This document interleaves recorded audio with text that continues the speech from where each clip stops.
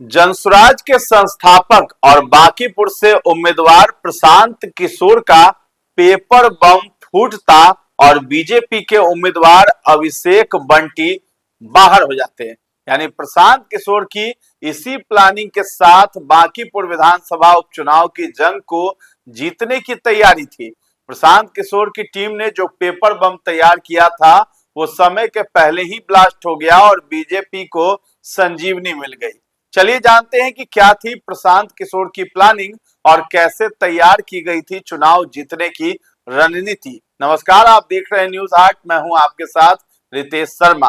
अभी तक पेपर बम से सम्राट चौधरी, मंगल पांडे, संजय जायसवाल और अशोक चौधरी जैसे कद्दावर नेताओं के प्रशांत किशोर ने होश उड़ाए थे। प्रशांत किशोर ने बांकीपुर से एनडीए के उम्मीदवार बीजेपी नेता अभिषेक बंटी के खिलाफ भी एक ऐसा ही पेपर बम तैयार किया था।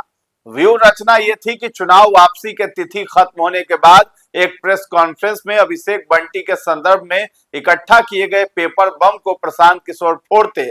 उस दस्तावेज में इतनी ताकत थी कि उनका नामांकन ही रद्द हो जाता और बीजेपी चुनाव से ही आउट हो जाती या फिर किसी निर्दलीय उम्मीदवार को अपना समर्थन देती।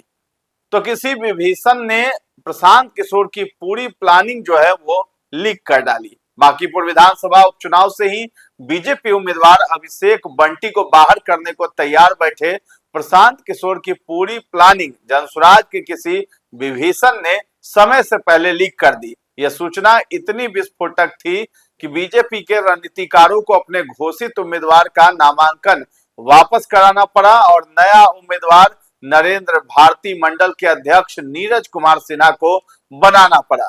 प्रशांत किशोर के पेपर बम में आखिर ऐसा क्या था? हालांकि आधिकारिक रूप से अभी तक तो कुछ भी सामने नहीं आया है, पर आज शनिवार को कयास लगाए जा रहे हैं कि प्रेस कॉन्फ्रेंस कर प्रशांत किशोर सब कुछ बताने वाले हैं। सूत्रों से मिली जानकारी के अनुसार अभिषेक बंटी को चुनावी मैदान से हटाने के पीछे एक नहीं कई कारण थे। पहला है, अभिषेक बंटी पर कुछ मामले दर्ज हैं जिसमें मारपीट और छेड़खानी का आरोप भी शामिल है। यह सूचना नामांकन में छिपाई गई थी। दूसरा है, नामांकन में शैक्षणिक योग्यता को लेकर मैट्रिक पास की जो जानकारी दी गई थी उस पर सूत्र बताते हैं कि यह डिग्री न तो बिहार बोर्ड से थी न सीबीएसई या फिर आईसीएसई बोर्ड से थी, पर उन्होंने मैट्रिक संस्कृत बोर्ड से पास की थी। लेकिन इस सर्टिफिकेट को लेकर कई विसंगतियां की बात भी सामने आ गई। तीसरा है, अभिषेक बंटी के पिता रविंद्र प्रसाद सिन्हा बिहार के बहुचर्चित चारा घोटाले में दोषी पाए गए थे।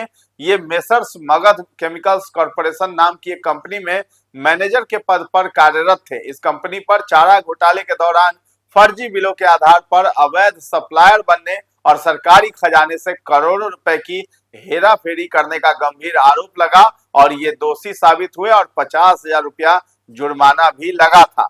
तो ये 3 पॉइंट्स हैं जिसको लेकर के भाजपा को अभिषेक बंटी का नामांकन जो है वापस कराना पड़ा और इसी को लेकर के यही बताया जा रहा है सूत्रों के द्वारा कि प्रशांत किशोर जो है जब नामांकन वापस लेने की तिथि खत्म हो जाती तब ये पेपर बम जो है वो ब्लास्ट करने वाले थे अभिषेक बंटी के खिलाफ, भाजपा के खिलाफ। लेकिन ऐन मौके पर किसी विभीषण ने यानी पीके की टीम में कोई ऐसा विभीषण है जिसने इस पूरी बात को लीक कर डाली और उसके बाद ही भाजपा ने ये नया कदम अपनाया है। अब देखना है कि प्रशांत किशोर किस तरीके से आज प्रेस कॉन्फ्रेंस करेंगे, क्या कुछ बातें बताएंगे और बांकीपुर चुनाव को कैसे वो जीतेंगे, क्योंकि कल ही वो गरज रहे थे और उन्होंने कहा कि भाजपा जो है बांकीपुर जो उपचुनाव है उससे पहले ही बैकफुट पर आ गई है।